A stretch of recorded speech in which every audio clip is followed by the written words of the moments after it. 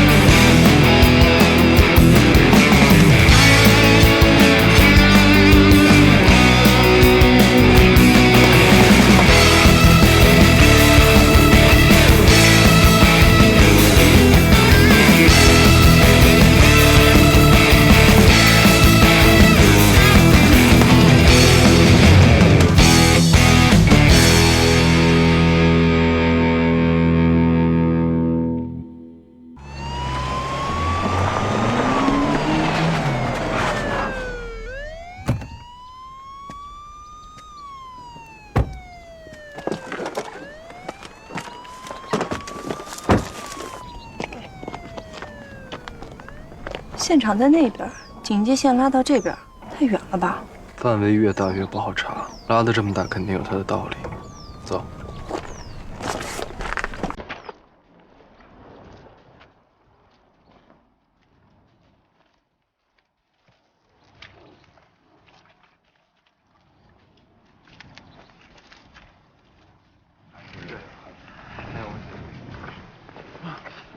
这位是我们临市的陶法医。哦，你好。你好，你好。尸体呢？尸体没在这儿。没在这儿。是这样，案子发生在我们两市交界，报案的人是给临市报的案，所以他们现在到了现场。但其实这片区域是属于我们的管辖，所以陶法医跟我们有个工作上的对接。我还第一次见到这样的案子，没有尸体让法医过来干什么？昨天晚上是谁报的案？报案人是一对情侣，他们昨天晚上在池塘边露营，他们听到芦苇道传来的声音，而且看到了一个高大的鬼影。警方接到报案后，立马赶到现场，很快就在池塘边发现了一个仰面躺着的男人。那鬼影有多高大？据他们的说法是比正常人高出一大截，大概有2米多，这太不正常了。现场当时的状况是怎样的？他的头部呢是在岸上，面部染血，胸部及以下部位都浸泡在冷水当中。我们的技术人员呢准备过去挪动尸体，这时发现他还有温度，还有很微弱的脉搏，所以呢，我们的警察就立刻把他抬到了路上，送上了120急救车。在路上呢，我们进行了抢救，但是没有奏效。到了医院以后，由于伤者的头部有一处创伤，我们就进行了 CT 检查。颅骨粉碎，凹陷性骨折，对应脑组织挫伤，颅内出血。这一般是击打伤，也不排除跌撞的可能性。昨天呢，医院准备给他做开颅手术，但是还没有开始，他就死了。现在技术上的难点是什么？一来呢，现在还没有查清楚尸源；二来呢，我们去医院查看了尸体的尸表，死者的头部呢有一个星芒状的创口，这一点很难理解。目前倾向于认为死因是意外或者是自杀，但从法医的角度来讲，这个星芒状的创口有点不好解释。为什么从法医的角度很难解释？因为星芒状的创口皮下有囊腔状。这样的创口有可能是死者的额部跟坚硬的地面撞击之后，呈一定角度发生了位移，这个位移导致皮肤跟骨骼的错位，同时撕裂了皮下组织，才会形成囊腔。可是摔跌很容易有囊腔，对于这种擦蹭位移呢，会在面部，尤其是窗口中存留有泥巴，但是在死者的窗口中没有发现。我们去看看。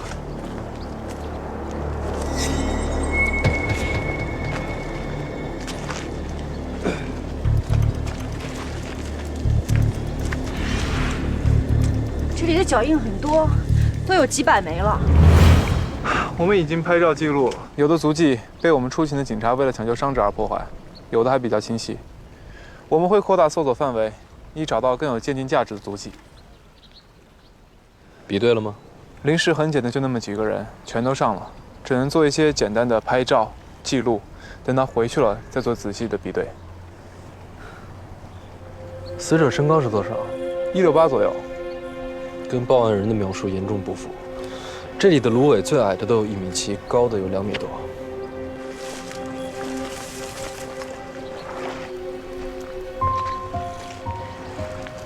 死者是躺在这里的吗？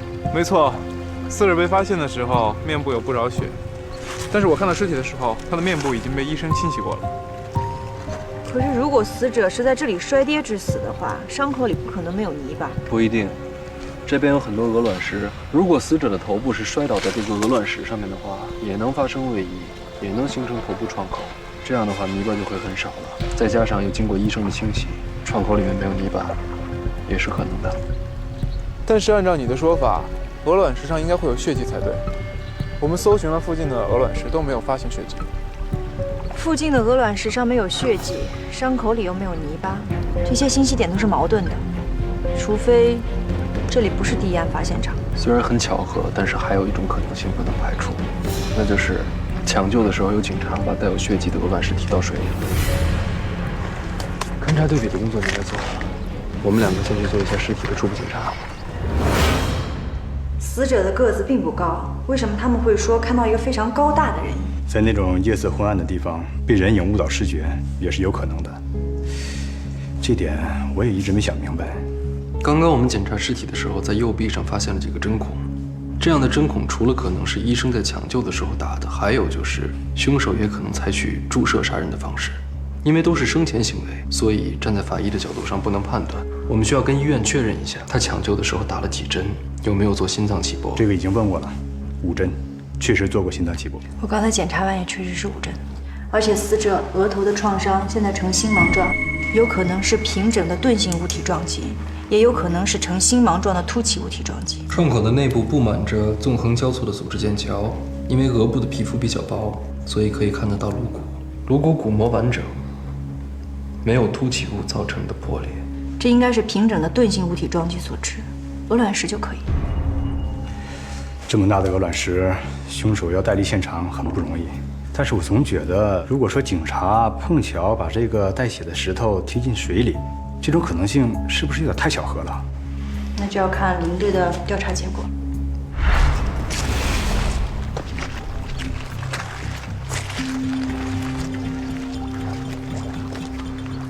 林队，继续呢。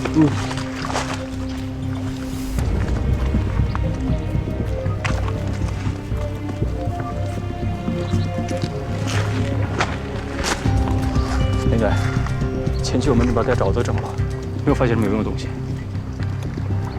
让兄弟们再搜一遍，重点关注鹅卵石上的血迹。是。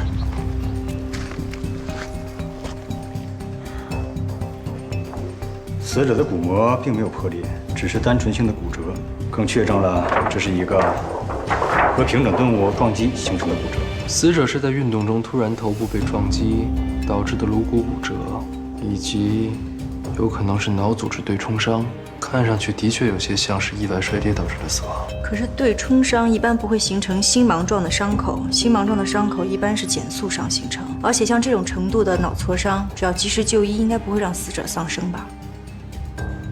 死者在食堂边昏迷了，颅内出血进行性增加，到了 CT 片里显示的这个程度，已经基本没有可能了。他的手臂上有一些指甲痕，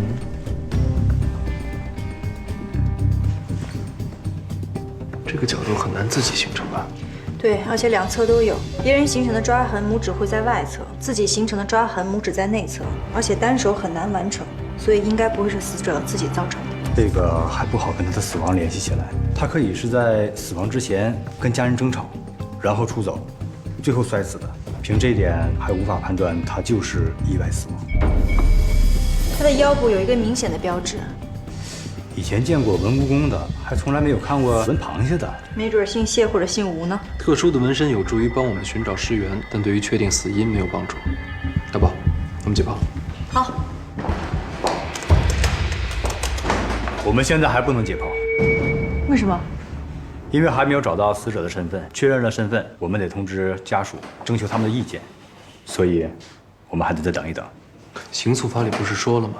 对于死因不明的尸体，公安机关有权决定自行解剖，这是我们必须有的权利。而且如果死者家属不同意解剖，我们就不解剖的话，那万一死者家属就是凶手怎么办？刑诉法里也说了，必须要通知死者家属到场。公安机关处理刑事案件程序规定里面也说了，对于拒绝到场或者通知不到的死者家属，我们只要在笔录中注明就可以了。秦科长，死者家属已经到了。太好了，通知家属现在解剖。现在还不能解剖，为什么？因为死者家属不同意。秦科长，你所说的做法是要建立在这个案件是刑事案件的基础上，也就是说，我们必须得发现犯罪事实可能存在，我们才可以行使这个权利。我们现在不就是要通过死因来甄别案件的性质吗？那你现在能断定这就是一个刑事案件吗？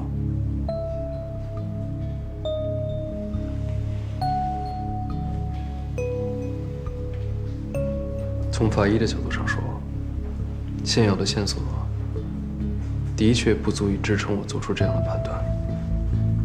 你说的对，尸体经过冷藏之后，有一些潜在的伤痕会浮现出来。再等等吧。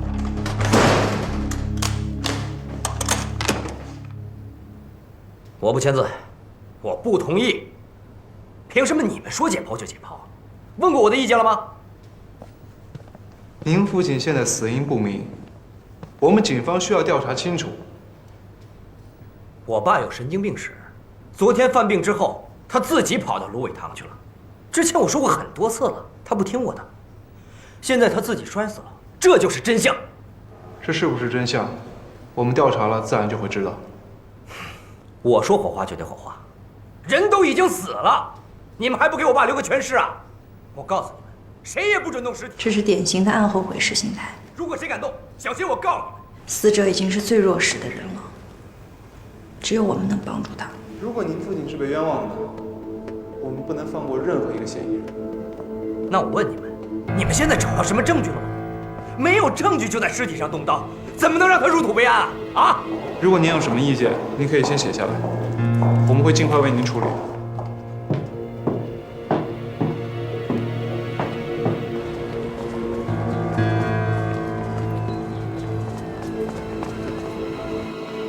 局长来了，名字到齐了吧？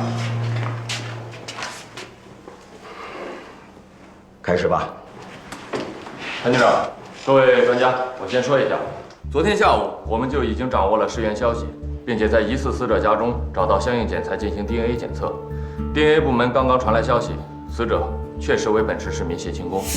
谢勤工，男，53岁，经营着一家小型砖窑，一年挣个10来万没有问题。周围的住民对他有一种说法是，他有狂躁症。有什么依据支持吗？这个可以确认，我们找到了很多他购买治疗狂躁症药物的记录。根据监控，死者昨天下午还在市中心一个药店里买了药，然后去他儿子家吃饭。这个儿子是他收养的一个养子，叫谢豪。对外只说是干儿子，这个儿子是他一手养大的，生父生母反而没有管过他一屎一尿。现在这个儿子是砖窑厂的主要负责人。谭局，谭局，这个谢豪啊，就是胡搅蛮缠。他说啊，昨天晚上谢勤工在他家吃的饭，之后有点狂躁，说是要回自己家，然后就走了。他也没在意，直到今天下午接到他父亲的死讯。是这样，谭局，你看，谢豪家在这，这是案发现场。谢豪家离案发现场并不远，谢勤工家在谢豪家偏北2公里的地方。因为这里都是偏远地区，所以是没有摄像头的。所以我们也不知道谢勤工为什么会走到他家西面的这个芦苇荡里面去。我觉得精神错乱是有可能走失方向的。对，我们不排除因为谢庆功迷路，所以走到芦苇荡的可能性。但是我觉得谢豪这个人的嫌疑非常大，因为他的反应非常的过激。有证据吗？暂时还没有，但是他的父亲死因还没有查明，他就强烈要求火化尸体。那会不会是因为狂躁症的作用？他走到池塘边，用石头撞击自己的头部，导致受伤，又或者是雨天路滑摔倒受伤。谭局，您怎么看？这样，痕检部门呢已经固定了死者的活动轨迹和现场状况，你们过去看一下。是。好。初勘现场，部长痔疮。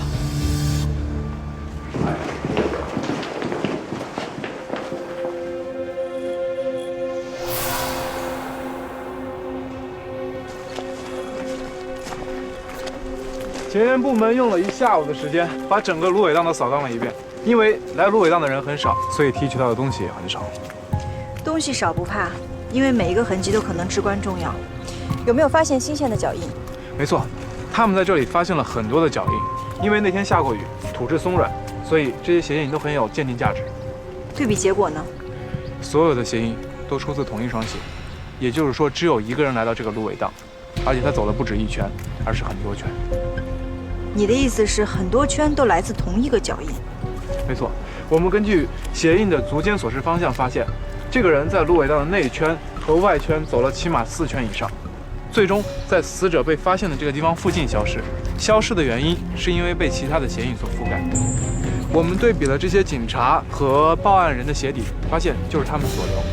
那么，如果只要任何一个人跟着死者一起来到芦苇荡，就算没有跟着死者一起绕圈，在任何一个地方潜伏，他都不应该留下足印才对。可是我们并没有发现。可是如果他要是趟着水走出去的话，就很可能没有留下鞋印啊。不对，就算他是趟着水，他怎么也要上陆地。只要是上了陆地，他肯定就会留下足迹。但是我们在附近没有发现任何其他的足迹。那会不会死者和凶手穿的是一模一样的鞋子呢？一模一样的鞋可以拥有相同的鞋底花纹，但是不可能有相同的磨损程度，所以留下的足迹还是会不一样的。没错。你们发现尸体的时候，他有穿鞋吗？这就是问题所在。我们发现死者的时候他是赤足的，但是现场并没有发现赤足印，所以我们就觉得很奇怪。我就让他们在池塘边看能不能发现什么东西。那他的脚底是干净的吗？这也不能说明任何问题。发现死者的时候，他下半身是泡在水里面的。就算他的脚曾经很干净，被这个水泡过之后也会变脏；就算他的脚曾经很脏，被这个水泡过之后也会不那么脏。连队，连队，你看，这双鞋的鞋底跟我们在现场发现的足迹的花纹和磨损程度完全一致。我明白了，死者很有可能就是在那边跌倒的，然后不慎将自己的鞋陷入到池塘的泥沼里头。因为水面的覆盖，所以我们现在才发现。小黑，送去鉴定科。是。只发现了1双鞋，没有第2个人的足迹。以此来推断的话，只有死者进过芦苇荡。照这么说的话，这个案子不是意外就是自杀。听起来毫无破绽，而且侦查部门也没有提出任何的矛盾点。但是我总觉得很可疑。我也持怀疑态度。找到证据再说吧。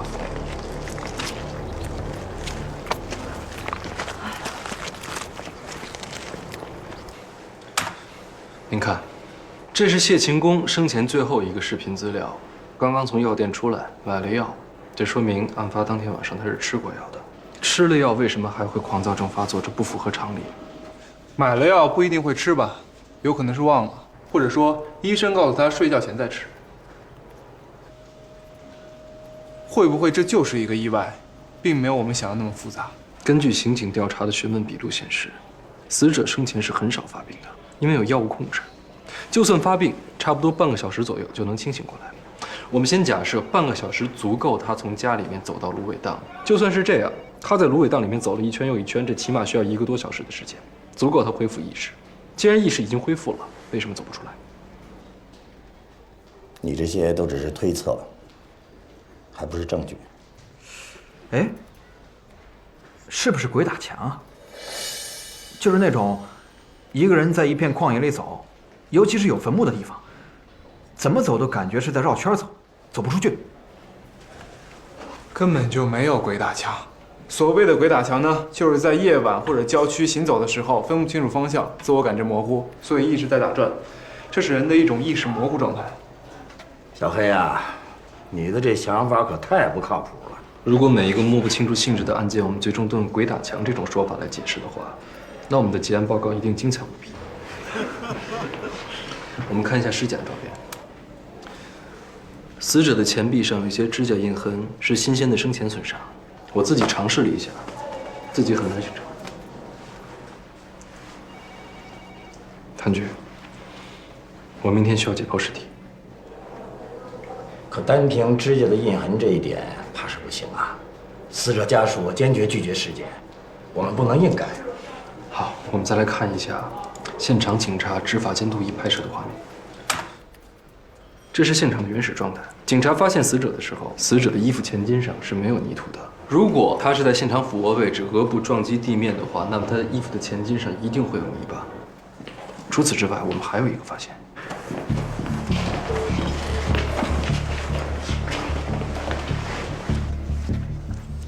我们对血迹流向有新的发现。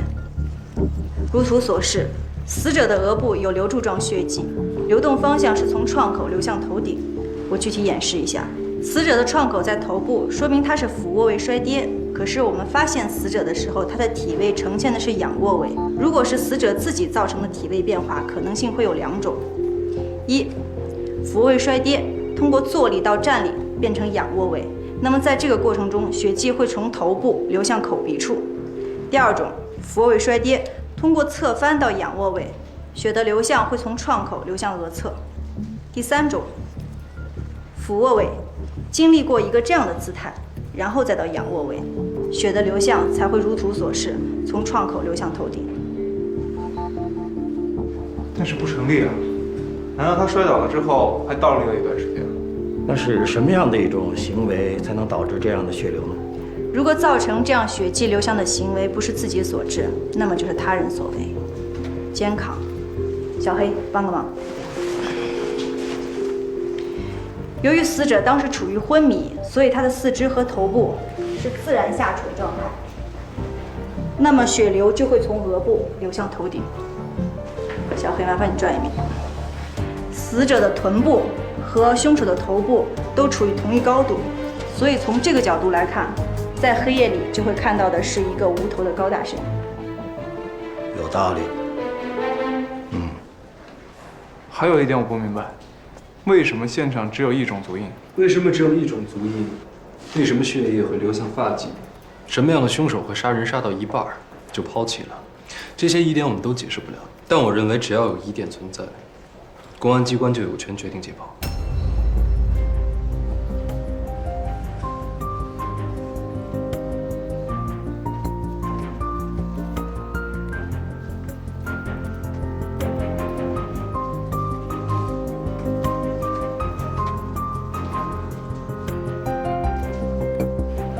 好，明天对谢勤工的尸体解剖检查，通知谢豪让他到场。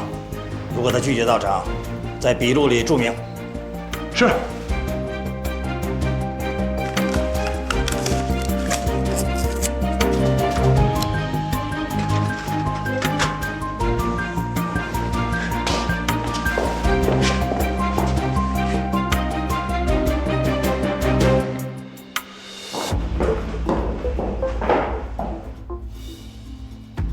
经过冷冻之后，一些潜在的损伤果然暴露出来，两侧的抓痕都有些发青，看得出来有皮下出血现象。死者生前双臂可能受过约束。准备解剖吧。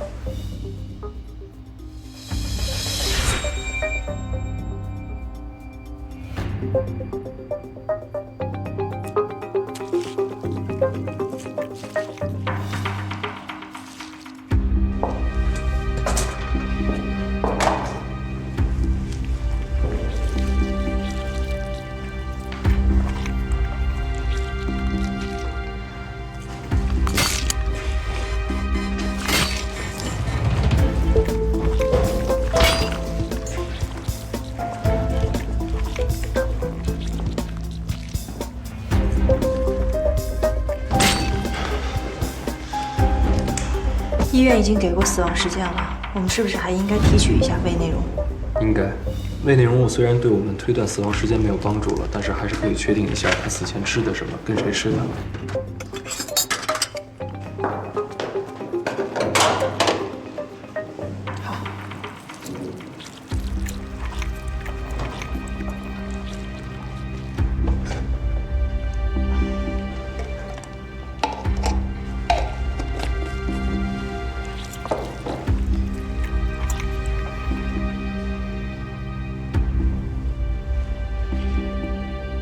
目前没有发现异常，现在可以开颅吗？准备开颅。好。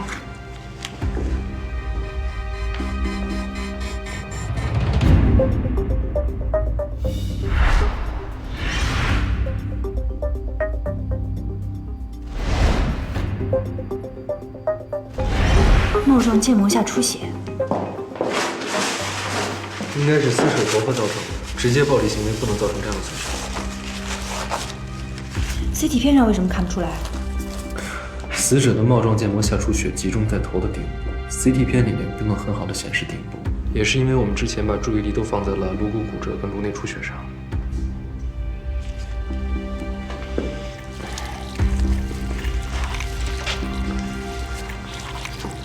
颅骨骨折呈放射状。我现在更加肯定这是一起命案了。是吗？你看，死者额部的骨折线错综复杂，是多次撞击造成的。虽然一次撞击也能形成这种放射性的骨折线，但是你仔细看，这些放射状的骨折线是不止一个中心点的，而且从每个中心点放射出去的骨折线之间有相互截断的现象。骨折线之间互相有截断，说明死者的额部不止一次受力，是多次受力形成，那就更加排除了这个案件是意外的可能，因为一个人不可能在同一个地方多次摔跌。那会不会是多次打击造成的？损伤要结合起来看，死者还有帽状腱膜下血肿，这种伤只可能是撕扯头发造成的，而不可能是多次打击。意思就是说，如果把两个损伤结合在一起看的话，死者应该是被人拽住头发，然后不停地撞向地面。这样的运动呢，可以造成头部的减速运动，形成减速伤。我还有2个问题：凶手为什么不把死者杀死？活着抛弃太不合常理。明白。现场为什么只有一种鞋印？别急，这个问题我们也想了，直到我们后来又去了一趟芦苇荡，现在已经基本想明白了。我们会在专案组说明白。2位辛苦了。结果出来了，通知局长看看。好，是。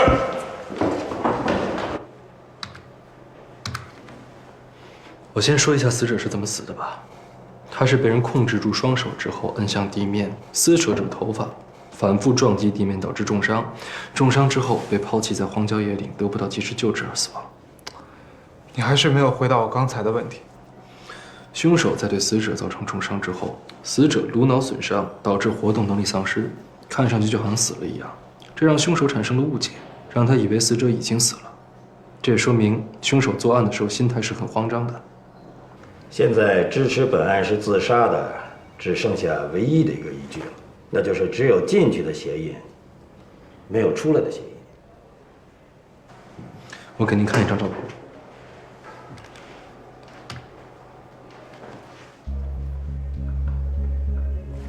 这是凶手的吗？不是，是我的。这也太奇怪了，为什么只有进来的脚印，没有出去的呢？等等。嗯。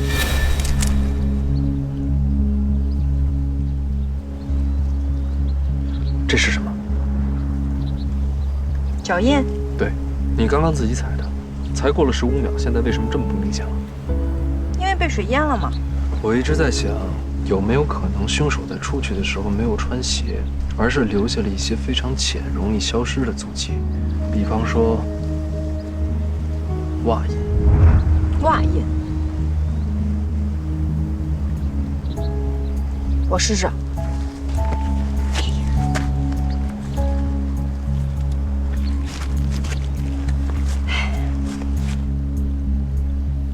我们等一段时间。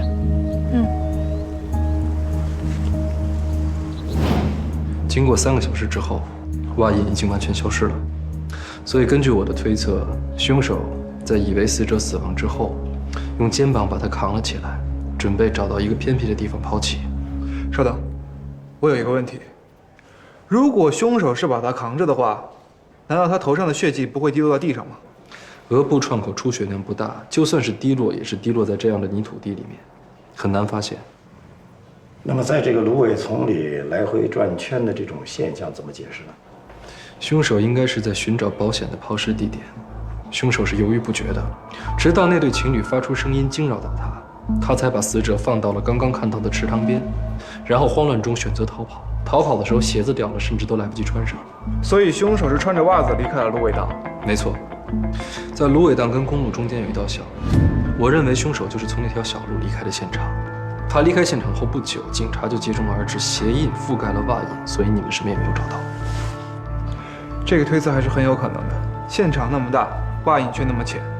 我们平常去找一些痕迹，都是找一些鞋印或者是脚趾印。如果是袜印的话，的确很难被发现。看来我们的疑点都已经被消除了。金明，你能不能刻画一下这个犯罪嫌疑人？我认为应该是死者的干儿子谢浩。有依据吗？首先，我们刚刚反复提到，在作案的过程中，凶手是很慌张的，这说明他跟死者的关系可能很近。另外，我认为第一案发现场应该是在室内。为什么是在室内？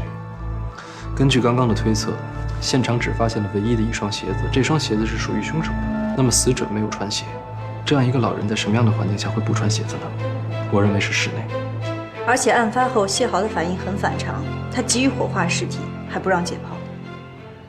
我再补充一点，谢勤工没有其他的近亲属，而且社会关系也并不复杂，看来嫌疑人并不远了。也就是说，作案现场是在谢豪家里。我也这么认为。根据以上怀疑，我申请立刻搜查谢豪家，并且把我们在现场发现的那双鞋子交给谢豪的朋友，让他们进行辨认，看看是不是他平时穿的。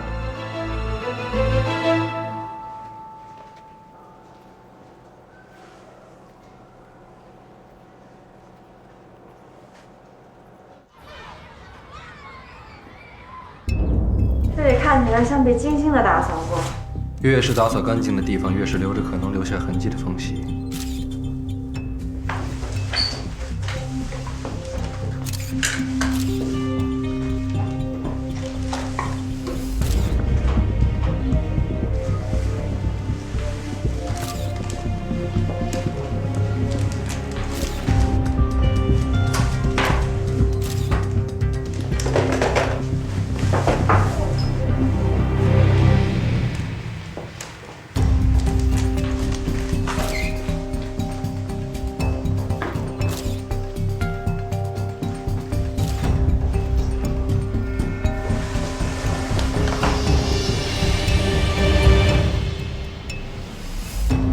没事。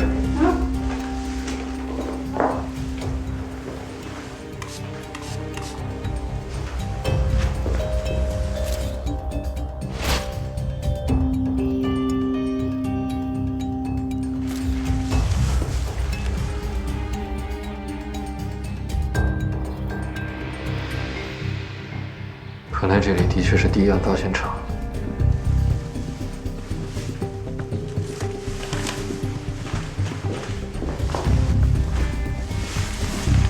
仔细看看，有见过这双鞋吗？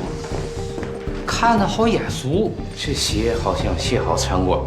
是，还是蓝色鞋链的。对，就是谢豪鞋。说说吧，为什么要杀他？不是警官，我没有杀他，我对他是非常非常感激的。我知道他把我从小拉扯大很不容易，其实我对他平时是非常非常孝顺的。你孝顺？殡仪馆闹事儿你不记得了是吧？说说过程。前天晚上，他来我家吃饭。爸，赶紧吃饭，吃完饭把药吃了。我不吃。他是个病人，你知道吗？他平时为了省钱就不吃药，一发作起来对人又打又骂的，没人能受得了他呀。你不吃药再发病，情绪怎么控制？医生说，如果你这个病要根治，还需要很多钱。不如这样吧，咱们贷点款，把厂子生产搞上去，可以多赚点钱，我好给你买药。我只是想多做些事情，想把生意做大。我们的砖厂不能扩大规模，就是因为他。可是砖厂的法人是他，他不同意，我也没办法呀。我做的这一切，其实也是为了孝顺他。拉倒吧你！就你那心眼，以为我不知道？那天还没说两句，他就像疯了一样，你别激动啊！上来对我又打又骂。哎呀，你还敢还手了？你这个混蛋！还爸，你这老爷子，我说你天天不吃饭也不吃药，你干什么呀？你这是？哎，爸，放开！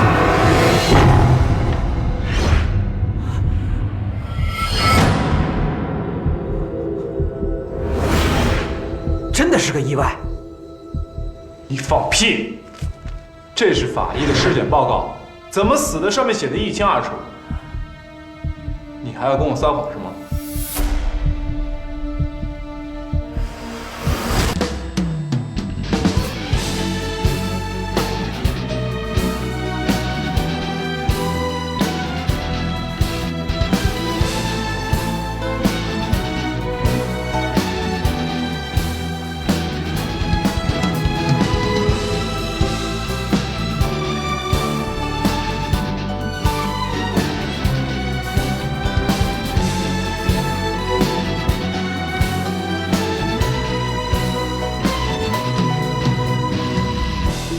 照着你的眼帘，空气中弥漫着危险，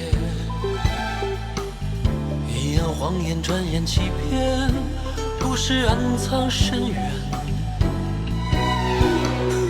停下脚步，下雨的街，梦是鲜血，绿是枯竭，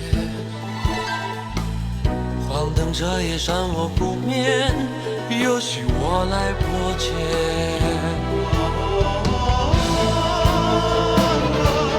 不安的跳动间，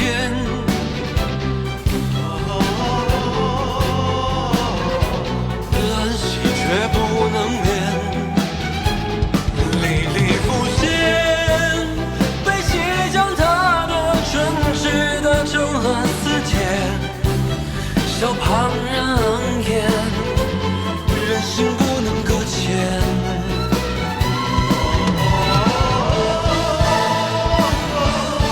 苍天日月隔间，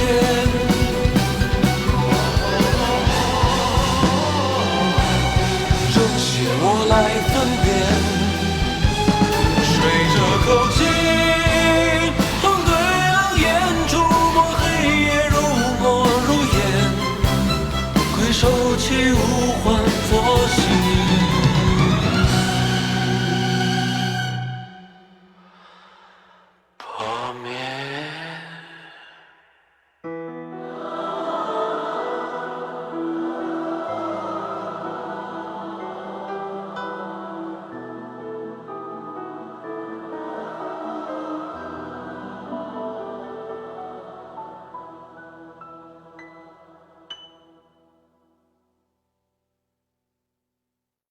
鬼火，朋友圈都传疯了，说是湖面突然出现蓝色的火焰。死者面部近白骨化，尸体右侧白骨化，四肢腐败严重，双手和右足表皮脱落。但是很奇怪，这左脚没有腐败，脚踝上方5公分处有一条明显的分界线。死者名叫卢真，13岁，他已经失踪5天了。这不是意外，是他杀。经过尸检，我们发现这个孩子在死亡当天身上呈现出了很多种形态不一的伤痕。首先，尾骨处有一个很明显的创口，只有剧烈的打斗能形成这样的创口。第二种伤痕是这种椭圆形的伤痕。第三种伤痕出现在腹部还有下肢这种 U 型伤口。现在不能排除多人作案的可能，也不能排除多人多次作案的可能。我们现在只能对应不同的伤痕，找到不同的致伤者，才能找出真正的凶手。案发时间越久，找到真凶的难度也就越大。这个案子看来不会简单。